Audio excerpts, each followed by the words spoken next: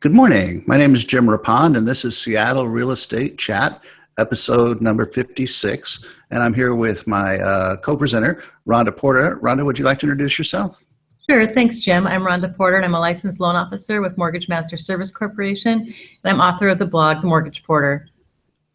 And today we were going to discuss some market updates, what's been going on with the market, and also a little bit what's been going on with the Seattle Open Affordability Ordinance, that just open housing ordinance, which was about housing affordability, that was just recently passed last week.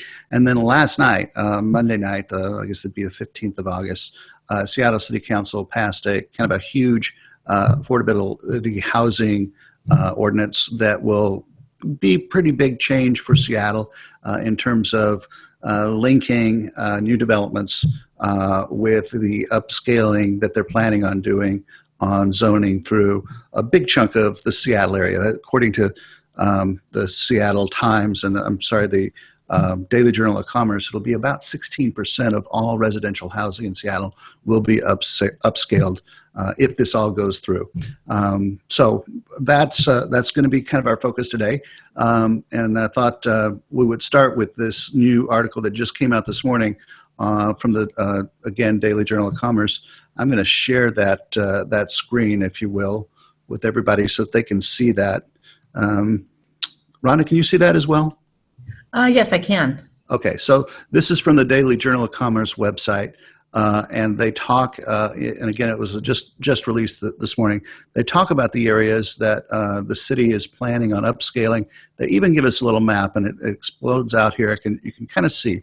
So these areas in green will be upzoned, and this is citywide, fairly significantly. You'll see anything that was residential, or single-family residential, will probably be. At least at this stage, the plan is for it to be triplex or bigger. So that means the number of single-family homes in these green zones may be the highest and best use to tear them down and build triplexes. Or they will be upzoned for multifamily living, where you might have 5, 6, 10-story buildings, where before you might have had just townhomes or something like that. So I know that part of this is based on the urban village areas where typically that's around where the light rail stops are or planned to be, that the city has some long-range development urban plans about. But this is not going to be going on without controversy. I'm sure there's a lot of developers who feel that this is going to be very hard on them because they're going to have to provide either lower cost housing for people who can't afford, based on some sort of a sliding scale of income, or pay fees that go into a fund that then the city will use to create affordable housing. What are your thoughts on this, Rhonda, in terms of how this might affect our real estate here in the area? Well, this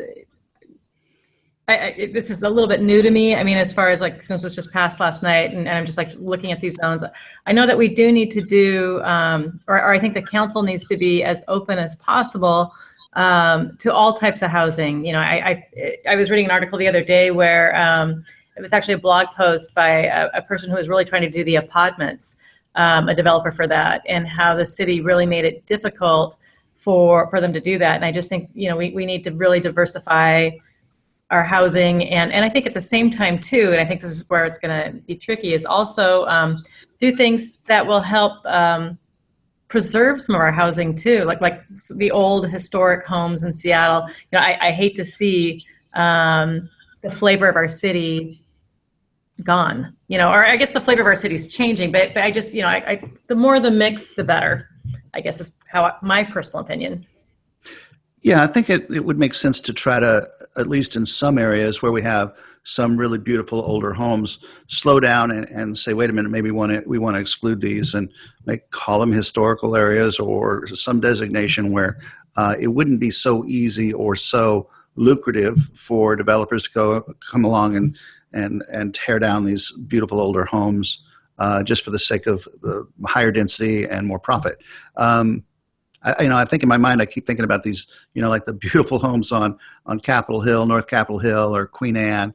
Some of these turn of the century Victorians and craftsmen and even bungalows that have just amazing class about them. So to see that kind of ripped out by its roots for the sake of urbanization, I think everybody's kind of like, that makes everybody cringe. And there must be a way to find affordable housing with still being able to leave some of, at least preserving the best of that. Maybe that's what we'll end up having to do. Well, even like in the West Seattle area where I live, like there's a lot of homes that aren't as grand as the neighborhoods that you're talking about, but we have a lot of cottages. West Seattle is where the city of Seattle started, and a lot of these homes are smaller, little beach shacks that were once vacation homes for the wealthy that lived in Capitol Hill and Queen Anne.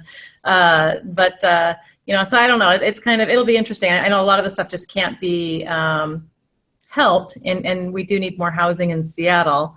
It'll be interesting. It'll be interesting. Yeah, I mean, we can't put our heads in the sand and say, well, we'll just do nothing, because there will be more density, because there are more people moving in here. I mean, because of the great success of some of our high-tech companies and other things about Seattle, you can't stop the fact that this is a gorgeous place to be. People come here and visit and they go, oh my gosh, you've got water, you've got mountains, you've got clean air, you've got lots of natural resources. You don't have severe weather swings of heat waves or tornadoes or, a lot of the things that other areas in the country experience. And so people want to be here. And so that's not going to change. I mean, we're not going to be able to put a little wall around Seattle and say, sorry, we can't have more people. That's just not going to happen. But what will happen is as more people move here, if we don't come up with solutions, prices will continue to just go up, up, up. And, and we could be another San Francisco or New York, another New York City in pricing if we don't think this through and try to do some things. I know one of the things we had talked about a lot not too long ago, and it's still on the burner, is the backyard cottages, and that was a fairly big success, I thought. And there has been some articles on that too. I'd kind of like to talk about. Here is one. This is an opinion piece, but it talks about more housing through backyard cottages in Seattle, and this was something that was touted for a long time as being one of the ways to gently increase density and keep the flavor of the neighborhoods. But even that now has become a little under fire because there are more and more of them, and that's increasing the how do I say, the straining of the resources. You got everybody's trying to park on the street and there's no parking, and there's a higher density of kids in the schools, and there's more sewage going through the sewage system that, they need to pay for, all of those kinds of things. And the other thing that I think that just recently got kind of got on people's nerves there was, and again, I'm not trying to take sides here, but I know that this is a bone of contention for a lot of people in a lot of neighborhoods, particularly in Queen Anne and other neighborhoods like that. The mayor a couple of weeks ago disbanded the neighborhood councils, and that had been a kind of a sounding board or a way for people to have public input about some of the things that were going on in terms of zoning and how to implement some of these. Okay, we want to do backyard cottages, but we don't want to do them right, that kind of thing. And he just abolished it. But, it's just an executive order.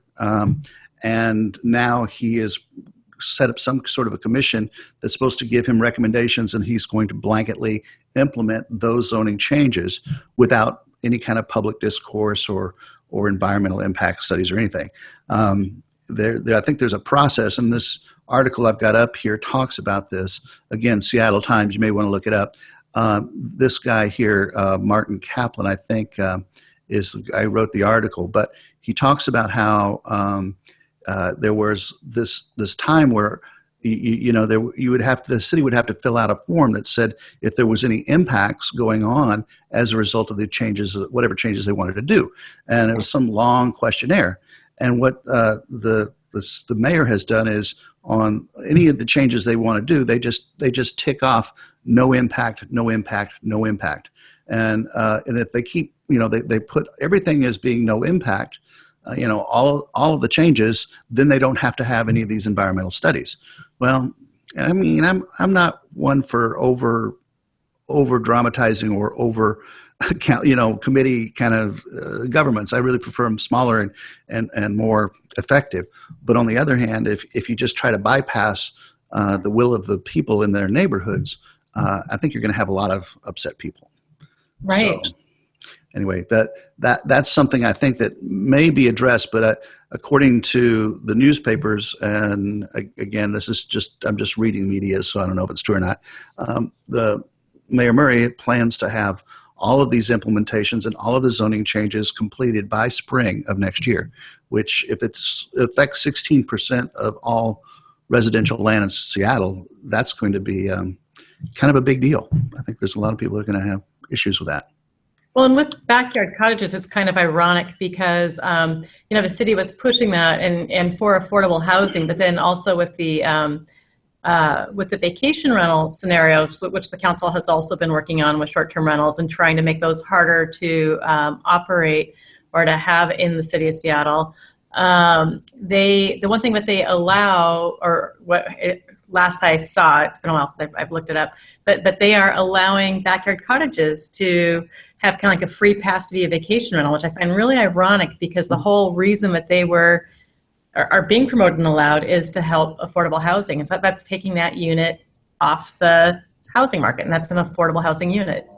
Yeah, it's irony. There are so many unintended consequences, and I know that, the City Council's heart is in the right place in terms of trying to address affordable housing and making more of it available for people who live in the city and work in the city and are an integral part of making the city work, but just don't happen to have the higher wages. The median wage in Seattle now is $95,000, and that makes it very tough for someone who, works in the food industry or some of the lesser paying industries to rent even a simple apartment. So, again, heart's in the right place, but you do some of these things and then out the other side comes an unintended consequence. And I think this kind of massive rezoning, one size fits all, might not be the best way. And again, I think if they work with the neighborhoods rather than just try to dictate it because they're afraid that they're going to get resistance, and they will get some resistance, but if they work with the neighborhoods, at least they can kind of compromise to the better ways to get some of this done. Especially when all of our neighborhoods are so different and so unique because of how our city is laid out geographically too. I mean, like what takes place downtown is not the same as West Seattle or the same as Ballard or Green Lake or anywhere else. So I mean, it's all very, very unique neighborhoods. Yeah, we are. One of our wonderful things that we pride ourselves on is a lot of diversity here. And it is cultural diversity as well as racial diversity and all kinds. And so this is one of the things I love about being a realtor is when I take people out who are relocating here and I can show them such a wide range. I mean, Ballard, this old Norwegian fishing village that has kind of transformed itself, or West Seattle, which was the original Seattle before anything else got started, or downtown where again you get that truly urban, live in skyscraper feel of like middle of Manhattan kind of thing. We just have a lot of great diversity here. So yeah, we won't want to turn everything bland by any means, and I think some of this may do some of that if we're not careful. So anyway. That's all about that. You were going to give us a little bit of an update on some of the market changes going on too. I wanted to give you a chance to do that. I know rates have changed a little bit. Let me pull that on screen and maybe you can talk about it. All right.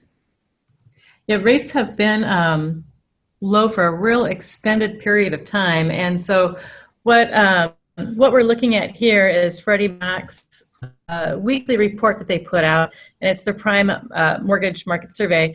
And so this data is actually a week old, and it's an average based off the last week. This report comes out every Thursday.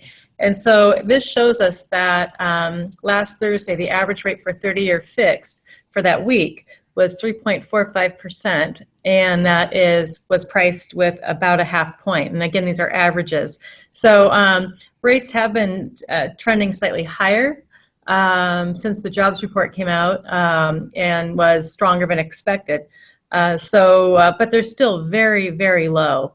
You can see that the 15-year is under 3% on average as well. So again, it is excuse me, the 15-year is, oh, that's the green one. Okay, got it. That's the green one, yes. But 30 years, the blue line. And so you can see, too, that the rates have been under 4% now for quite a while. So as the economy continues to improve, which is like as with our strong jobs report, and the Fed is starting to say that, it's not impossible or improbable that they won't start increasing the Fed funds rates, we're going to start to see mortgage rates trend higher as well. They're still going to be low, but just not the lows that we currently have. Yeah, that makes sense. My question about that was not so much about the rates, because they've been, like you said, pretty consistently low. And even if they go up a little bit, I think there's room in the pricing and everything that people can absorb at least some increases. But more about qualifications. I think it's been very tough for some people, like in the FHA market, less than 5% down buyer. And those with lesser than perfect credit scores. Do you see any changes in that or programs around that may really change the availability of that? Oh. And I'd like to do we could do a topic just on the Home Ready mortgage that Fannie Mae has, and Home Ready allows for a lower down payment than what FHA has. I can't talk about exact down payments without quoting APR because of all our regulations, so I can't go into that.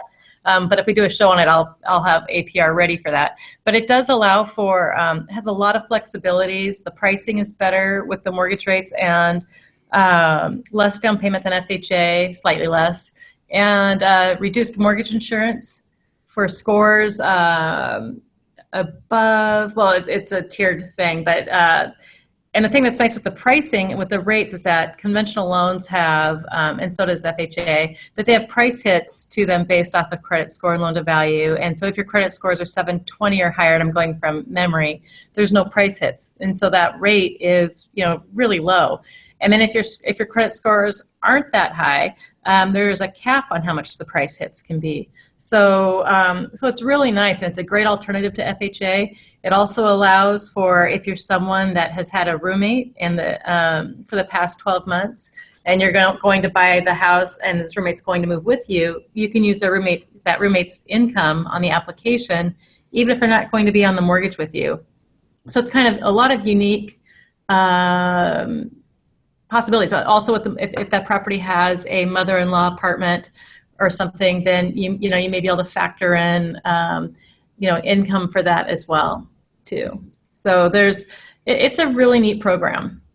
Yeah, I've never heard of someone being able to count someone's income who's not going to be on the mortgage, right, or on Title II. I assume you mean, right. Too, right? Yeah, right. That's a big deal. It's a little tricky. The roommate in this type of situation, or boarder they call it, would need to have been paying the person who is the home buyer rent directly, their share of the rent directly. So it's not like they both wrote checks to their landlord, when they were previously renting. So you'd be able to document that for 12 months, and then you'll be able to use what they've been paying, a percentage of that to go towards income.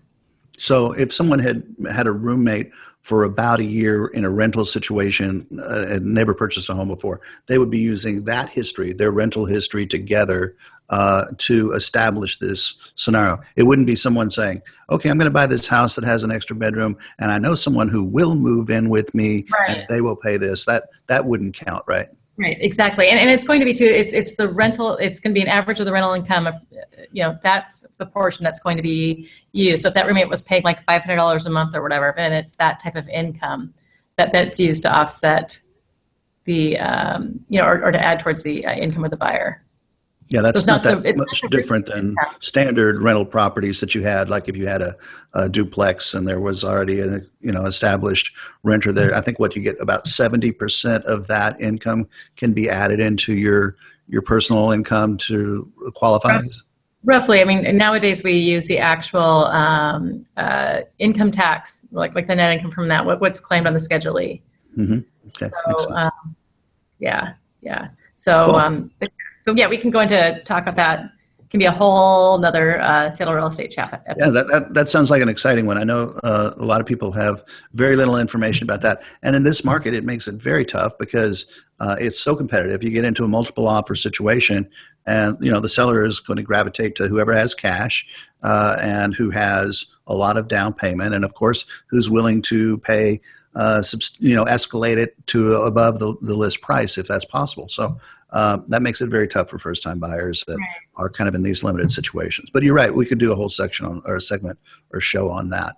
I think that's about it for today. I mean, we're again out of time already. I'd like to go over some more of these things. We were going to have Robert Wallace of Wallace Properties on here. He had written an incredible article on how the city council was basically extorting condominium developers, and it was kind of controversial, but I love those kind of articles because it gets to the meat and potatoes of what people are upset about or what makes a difference in what legislation is being passed. So hope to have him on soon. And I appreciate everybody who joined us today. And send us any comments or notes, hashtag Seattle RE Chat, and you can reach Rhonda. Rhonda, why don't you share your website information again? Oh, thanks. I'm at mortgageporter.com, and on Twitter I'm at mortgageporter. Okay, and my website is seattle-realestate.com. Thanks so much, and have a great day. Thank you. See you next time. Bye. Bye-bye.